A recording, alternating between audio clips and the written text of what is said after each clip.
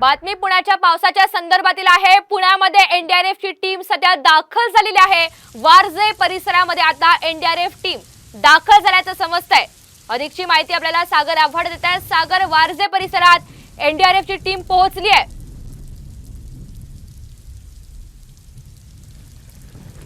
नक्की वारजे परिसरातील तपोधाम परिसर आहे आणि या परिसरामध्ये मोठ्या प्रमाणावरती पाणी जे आहे ते घरांमध्ये शिरलेलं आहे। एनडीआरएफची टीम जी आहे ती दाखल झालेली आहे। काही विद्यार्थी आहेत, आपण जर पाहिलं तर पाण्यातून मार्ग काढत सर्व दप्तर जे आहेत ते या ठिकाणाहून घेऊन जातात।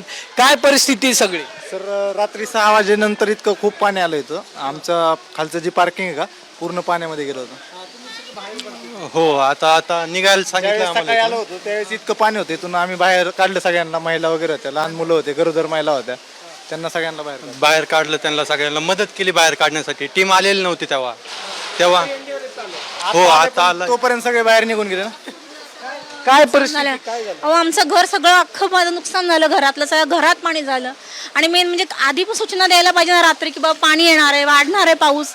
असं अचानक केलं कसं होणार ना। सगळं माझं घरातलं, माझं एकही माझ्या घरात वस्तू नाही आता।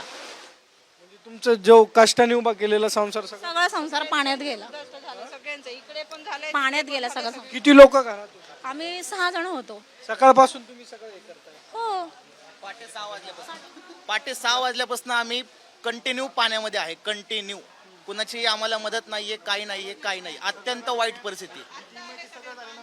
अक्षरशः या सगळ्या 4 व्हीलर वगैरे सगळ्या वाहून गेलेल्या आहेत। सगळ्यांना दोऱ्या बांधून माणसांनी ठेवलेले आहेत। एवढी वाईट परिस्थिती। बाहेर काढलेले आहेत, बाकीचे कोणी आलेले नव्हते आतापर्यंत। आता येते सगळे, पाणी निघून गेल्यावर येते, आता येते। आणि हे जे आहे त्यामुळे आता बघा वारजे परिसरातील आपण